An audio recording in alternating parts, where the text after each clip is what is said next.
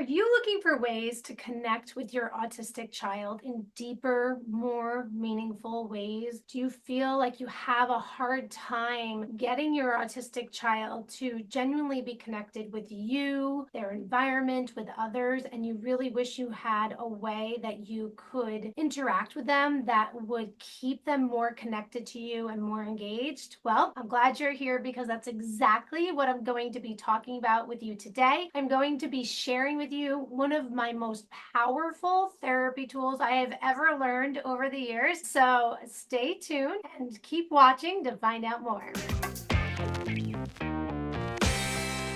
Hello, everybody. I am Rebecca Robbins from Mindshaper SLP, where we create fruitful and fulfilling lives for autistic individuals and their families. And today we are doing that by talking about something that you may not have heard of before, or maybe you have heard this like buzzword traveling around social media, but you're not really sure what it means or how to go about achieving it with your child. And that word is co-regulation. I'm going to go into the technical definition and all of that later on in today's video, but I'm just going to give you a little introduction to when I first started learning about co-regulation. Early on in my career, I was super fortunate to be able to learn about a strategy called relationship development intervention, RDI. It's more of a methodology. Now, there are providers that are trained and certified in relationship development intervention. I am not a certified RDI consultant. However, I have done a lot of learning and studying about RDI over the years. And the school that I worked at early in my career, we did a theme one year where we learned about RDI, and there were certain students that were assigned to trial the program with a certified RDI consultant. And one of those students was on my caseload. So I was lucky enough to work directly with the RDI consultant. And I've worked with other RDI consultants over the years and learn about co-regulation, declarative language, relationship development intervention as a methodology. And I have to say the two most powerful tools I learned from relationship development intervention are declarative language, which you have heard me talk about ad nauseum probably, and I will continue to talk about it, and co-regulation. When I heard that term co-regulation learning about RDI, that was the first time I had ever heard that word or that term, and I didn't really know what it meant until I was trained in how to create co-regulation activities that facilitate co-regulation between me and my students. And funnily enough, the next time in my life that I came across that term was when I was learning about romantic relationships. I was in a not good romantic relationship situation, and I was doing a lot of learning about how to facilitate better relationships, healthier relationships, things like that. And I heard this term co-regulation again, and I was like, that's interesting. I'm hearing about co-regulation, learning about romantic relationships. And the first time I heard about co-regulation was in relationship development intervention. So that term, relationship, is very important when it comes to co-regulation because it's a pre-relational skill. When we are co-regulated with one another in a social interaction, it really strengthens our relationship and our bond and our connection with that person. And I have to tell you, I have seen this work miracles, wonders with my students, especially the students that have come onto my caseload, and they are verbal most of the time, but usually they're not using their verbal communication in functional ways. They were actually more so using it as self-stimulatory strategies or to talk to themselves, or they're running the video in their head. And it was extremely hard to connect with them and to get them to engage in therapy activities because they were connecting with themselves and they had that tape running and that verbal inner dialogue happening almost constantly. And part of this, which you'll learn later today, is taking the verbal language out of the equation at first, almost completely. So when I would take the talking out of the equation and focus on these co-regulation activities, the amount of connection that I was getting out of these students that were previously so disengaged or disinterested in engaging with me, they wanted to just do their own thing and engage with themselves. It was like night and day, the difference. And what's more, as an added benefit or side effect of this better bond, this better connection when we were better co-regulated, that incessant verbal self-stimulatory talk or that need to just engage with themselves verbally really diminished significantly, and it no longer became a barricade or an obstacle to my student and I being able to connect and interact with each other. Now, if you hear similarities with your own child and what I just described with some of my students, where they talk, but they just don't really talk in a very functional way, and they're more interested in engaging with themselves, or they just seem kind of disconnected overall, you are going to want to pay close attention, get out your notebook and a pen and write down some notes while we're watching this video, because this is a magic tool that will significantly improve your child's ability and desire and motivation and willingness to connect and remain connected with you and socially engage with you in a meaningful, connected way that's fulfilling for both of you. I think I might have sold you on the concept already. When you're talking about co-regulation techniques with an autistic child, it's one of those things that for me, it kind of seems a little abstract and a little difficult to kind of wrap your brain around. And it's one of those things that you kind of have to see it or even experience to kind of realize what it is. This is probably going to be a multi-part series that I'm going to do about co-regulation. For today, we're just going to consider this co-regulation 101, right? It's your intro to co-regulation. What is it? What are the components of it? What are the benefits of it? And I will give you a few examples of activities that you could try out with your child today, right away. Activities that I've done in my therapy room that have been great successes. Then in future videos, we'll kind of dig deeper into the how to implement it and different examples of activities that you can do and how you would approach those activities. Before I go any further, I want to say that a lot of this information that I'm going to be covering today is coming from the Co-Regulation Handbook by Linda Murphy. If you've watched my declarative language videos, you'll know that she has the same thing for declarative language, the Declarative Language Handbook. And even though I had been using declarative language and co-regulation in my therapy room for years, I still got so much out of these books, and it just really deepened my understanding of these powerful tools, how to use them, why it's important to use them. And I highly recommend them. They're not thick, they're very easy reads, they're inexpensive, and the results that you're going to get from reading these books and implementing the strategies inside are invaluable. And no, this is not sponsored by Linda Murphy, but I do highly believe in the work that she's doing. She is an RDI certified consultant. You can find her on Instagram at Declarative Language. I use a lot of the information from the beginning of her co-regulation handbook, along with my experience of using co-regulation in my own therapy room, to come up with what I'm going to share with you in today's video. So let's get into it. What exactly is co-regulation? This might be the very first time you're hearing this word. So you're like, what? Why do I even need to watch this video about co-regulation for my autistic child and never even heard of it? Or you may have seen it pop up on different Instagram posts, on social media captions, and you're like, oh, I'm not really sure what that means. Well, after today, you won't feel that way anymore, because we're going to go in depth as to what it is. Co-regulation is a pre-relational skill, and it's really a state of being with another person and a state of being connected with another person. If you go back to one of my videos that I did back in August the secret recipe to getting my autistic kids to interact with each other. I talk a lot about co-regulation strategies in that video because I use these principles when I am developing my social games for my buddy group program, because they are pre-relational skills.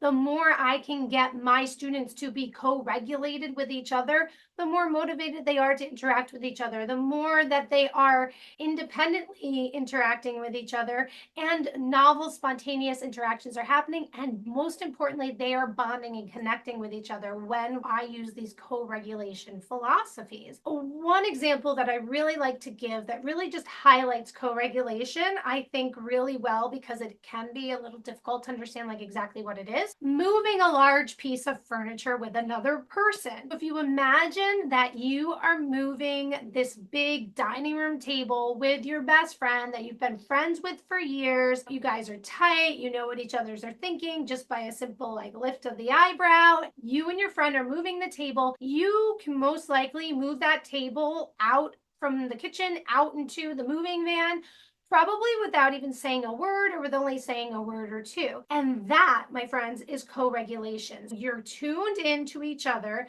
so that you're matching your actions to what the other person does. That means it's contingent. You're going to hear that word today. Your movements are contingent on how the other person moves, because if this person pulls this side of the table up, the other person is not going to also pick up the right side of their table, because that is contraindicating to what you want to do.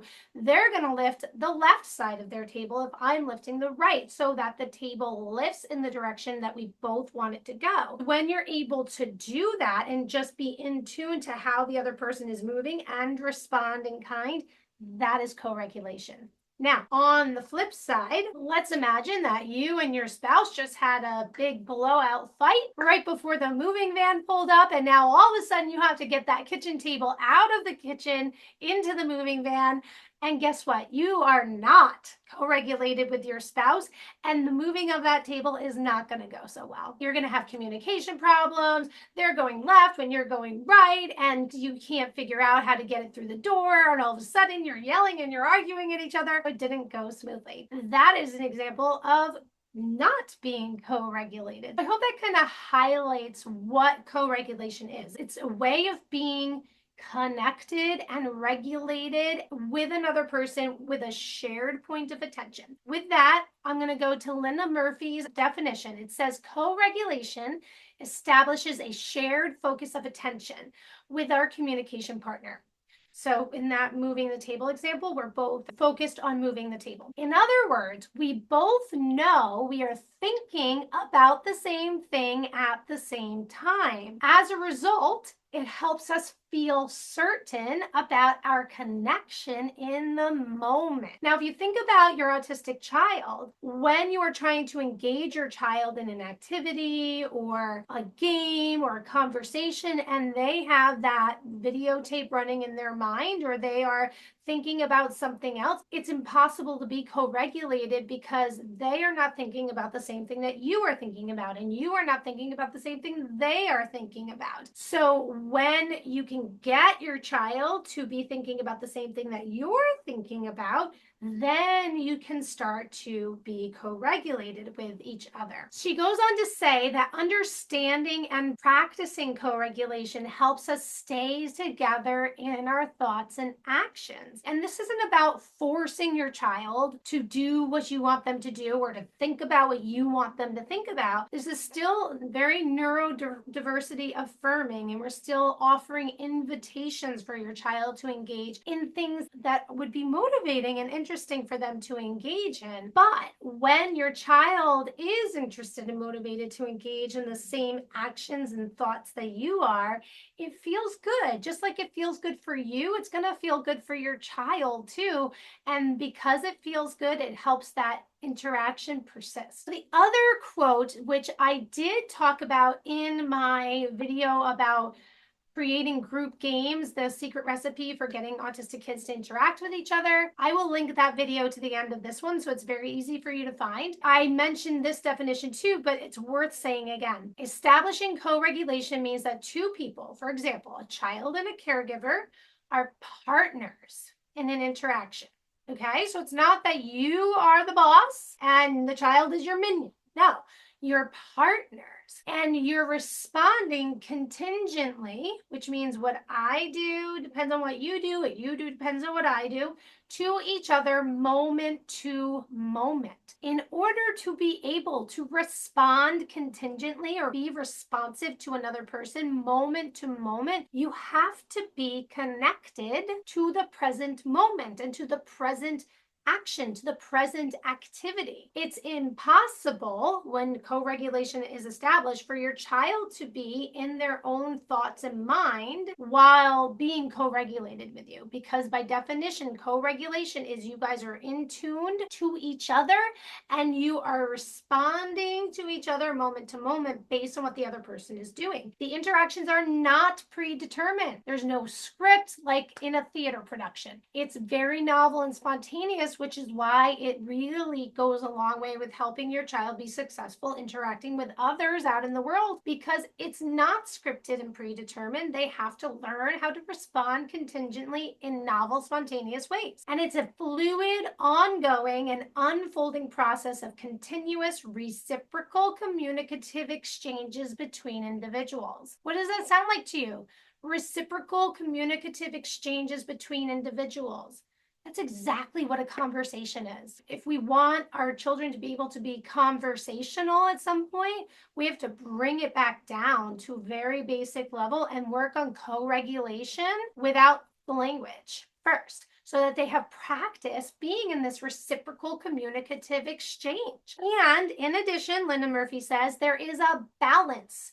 Each person contributes equally to the exchange. So like I said, it's not you as the caregiver, the boss, and the child's your minion. No, you guys are equals. You're partners in the exchange. You have equal roles of value. To take this a step further, the balance and the equal exchange, there's certain elements that must be adhered to in the interaction in order for co-regulation to occur. Linda Murphy discusses them in terms of roles, R-O-L-E, roles that you and your child are playing in the interaction. Number one, the first element that must be a part of a co-regulated interaction or exchange is a competent role. That means this is a job or a part or a role that your child can do in the exchange, the activity, the interaction, that they are able to be independent to do without prompting. I'm going to say that again. They must be independent in their role and be able to do it independently without prompting. We're going to start at a level that your child can be competent and independent in, okay? We're not going to prompt them the whole way through this. This is not ABA, folks. We want them to be independent and feel competent, because that's also going to build up their self-confidence that, oh, hey, I can be an equal partner in this exchange, because sometimes your child might tune out from an interaction because they don't feel competent, because they don't know how to respond, and they don't know how to engage in this complex social scenario that's presented to them. So they choose to check out. They choose to go to a place where they do feel competent, and that's maybe a self-stimulatory behavior. Maybe it's playing on their own. Maybe it's scripting a television show that they watched. Maybe it's playing on their iPad. So the competency is important. It's an important piece for motivation as well, because we will not be motivated to do things that we feel incompetent to do. So your child must have a competent role. They can do it independently and without prompting. And don't worry, I'm going to give you some very simple starter activities for you to do this. So no matter what ability level your child is at, you can start practicing co-regulation. The second role that everyone must establish is an authentic role. Each role in the interaction, the activity, needs to be a genuine role. It can't be a fake role. So for example, in that video that I'm going to link to the end of this one that I made about group games, I talk about each student in my group needs to have an authentic role in the activity in order to stay motivated and engaged and to stay co-regulated with the other people in the activity. Carrying a heavy object is a great starter co-regulation activity. If your child can lift half of a box, then you can work on being co-regulated. But you have to make sure that if your child doesn't carry their end, the box will fall. So if you're carrying the box in such a way that if the child lets go, the box is going to be just fine and you're carrying all of the weight, that's not an authentic role for your child. It needs to be authentic because the child needs to know that they are needed in this interaction, which also helps with their confidence and also helps with their motivation to want to participate. And I encourage you, let's take this carrying a heavy box example. If your child stops their part, you let the natural consequence occur as long as, obviously it's a safe thing to do. I used to, when I would go pick up my students, bring my big bucket of cars with me. And I would carry my one end with one hand rather than two because it was a square shaped crate. And so if I held it with two, I could hold the whole thing. But with one hand, I couldn't. So I would hold it with one hand and they would hold the other side with one or two hands, however they chose to do it, so that they were competent. But if they dropped it, I let it drop. And what would happen? The cars would spill. But here's the thing. When my students would hear or see the bucket drop and they see the cars, they were like, ooh, oops. That dropped because I let go. Usually without me needing to do anything at all, they would pick up the cars and put them back into the bucket and then pick up the bucket again because they realize like, oh, if I'm now holding the bucket, it falls. In your circumstance, maybe your child would need some support in that. And I would encourage you to use declarative language in that example, saying like, oh, you dropped it. That's just commenting on what happened. Oh no, I need some help. Oh no, the cars are on the floor. I need help picking them up. Those are all declarative ways that you could redirect your child to pay attention to their authentic role. The third aspect of co-regulation that needs to be put into place is that it's a contingent role. So here's that word contingent again, which means dependent. What you do depends on what I do. What I do depends on what you do. This means that everyone in the interaction genuinely needs each other in order to accomplish the shared goal. So that goes back to that authentic role. Guys, your kid, no matter their communication abilities, no matter how connected or disconnected they are, they will know if they have an authentic role and if you genuinely need them to complete a task or not. They will just know. They might not be able to communicate it to you, but they will sense it on a cellular level. They will know whether or not their role is genuinely needed. Those are the three elements that you have to fulfill for co-regulation to take place. Everyone needs to have a competent role, which means they can do it independently without prompts. It has to be authentic. In other words, it can't be like, oh, I need help carrying this box, but really you don't. And it has to be a contingent role, which means that I need you, you need me in order to accomplish the goal of this interaction. Another thing that I learned through RDI, and it's really with co-regulation, is you give everybody's job a name, right? A role. And it doesn't have to be a real word. On that note, some great ways or activities that you can think about that can help develop that contingent role: going grocery shopping. So you're the cart pusher and I'm the grocery grabber. Now those are real words, but those are contingent roles. In order to complete this task of going grocery shopping and achieve the goal of getting the basket full of our food to the checkout line, someone needs to push the cart and someone needs to take the groceries off the shelf and put them in the cart. Maybe you're saying, wow, like my child wouldn't be able to do that. Like I have to keep my child in the cart to be able to grocery shop. Otherwise, they would be taking off all over the place, grabbing things all off the shelf. That's exactly why you need to practice this. That's exactly why you need to practice this. And maybe you want to pick a time to go to the grocery store where you know it's not going to be very busy and there's not going to be a lot of people around, because you know that it's going to take some time for your child to start to understand that their role is to push the cart. But the more that you practice it, the more you're teaching a functional life skill of, this is how we grocery shop. Someone pushes the cart and someone takes the groceries off the shelf and puts them in the basket. If your child's not there, maybe their contingent role is to check off the list. Maybe you create a list that has an empty box next to each word and they get to sit in the cart because maybe they're just not at the place where they're able to push the cart safely. And so their job is to be the checker offer. So you put the groceries in the cart and their job is to check it off the list. Now, I don't know about you, but I use a list when I go grocery shopping, and that is part of my process. I put something in the cart and I check it off the list. It's how I buy what I need and I don't overspend at the grocery store and I don't forget the ingredients that I need for the meals I want to make. Another household activity you could do is laundry. Maybe to transfer the clothes from the washer to the dryer. I'm the taker outer, you're the putter inner. So I take the clothes out of the washing machine, I hand them to you, and you put them in the dryer. And the thing is, and this is something that Linda Murphy points out in this book, the goal is not the end product of the activity if we are targeting co-regulation. The goal is the process, the interaction, the bonding, and the connectedness that happens while we are doing the activity. So this isn't something that you're going to try when you got to get your laundry done in a pinch. This is something that you are going into with the understanding that this is going to make the process of doing laundry longer. It's going to take more time. Some of your wet laundry might end up on the floor.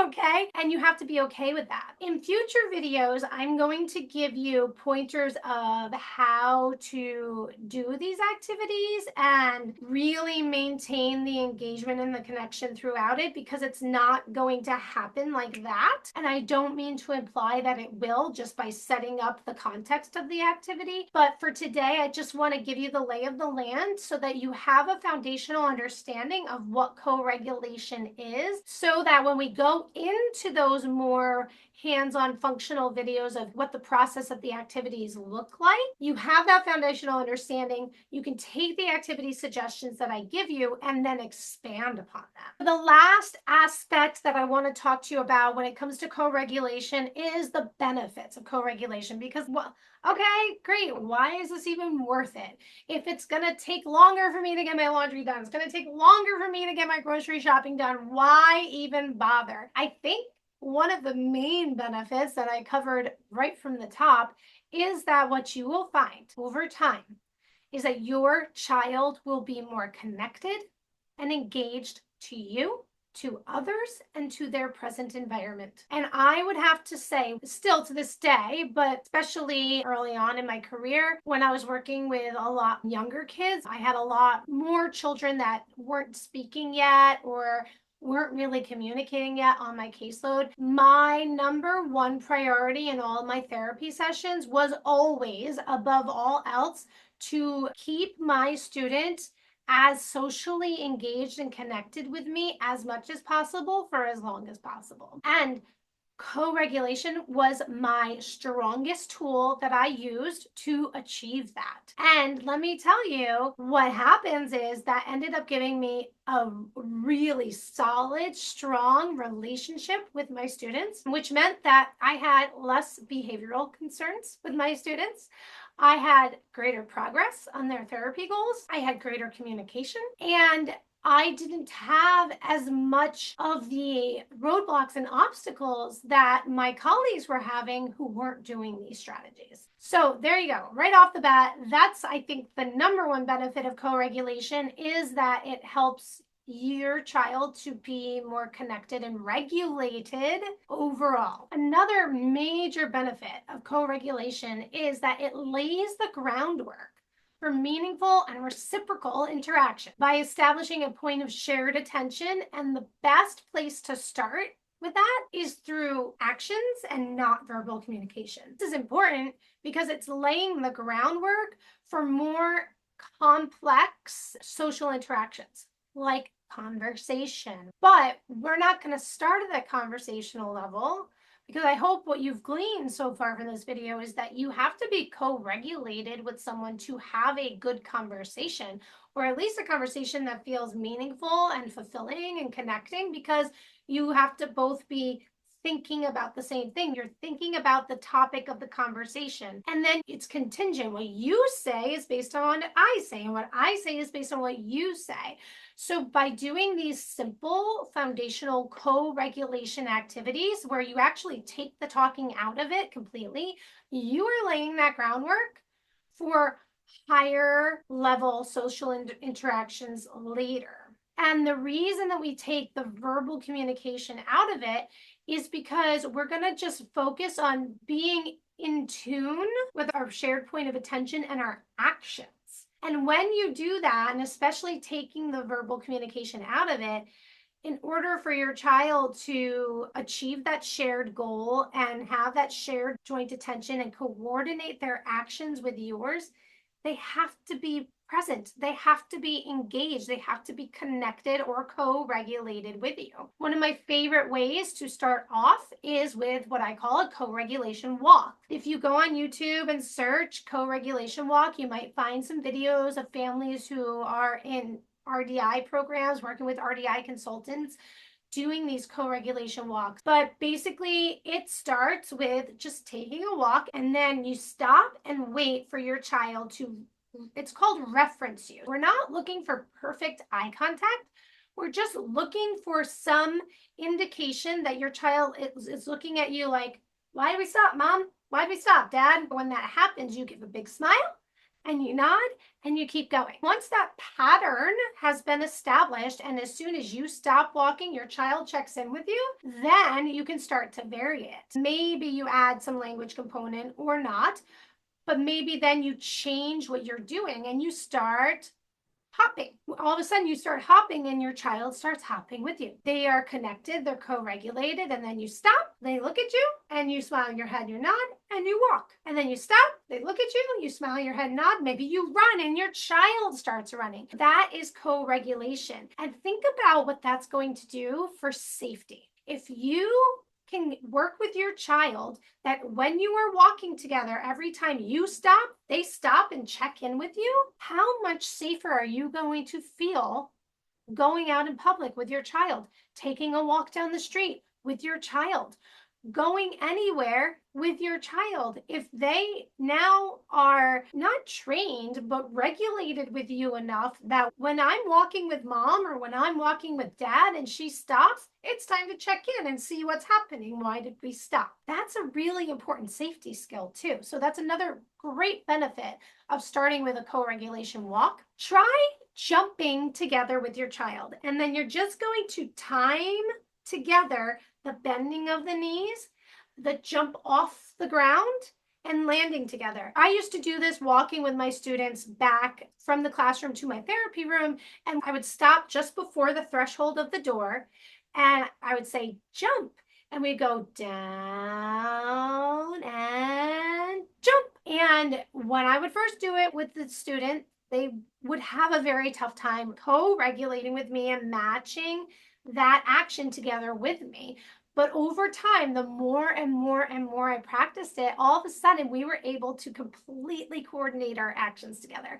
And even just as an experiment, try that with your child and see how easy or difficult it is for your child to bend at the same time, launch off the ground at the same time, and land at the same time. It's not easy, but keep working on it and you will see over time it will improve, and your child will be tuned in like a hawk to your legs, to your feet, to what you're doing, so that they can match what you're doing. That's co-regulation.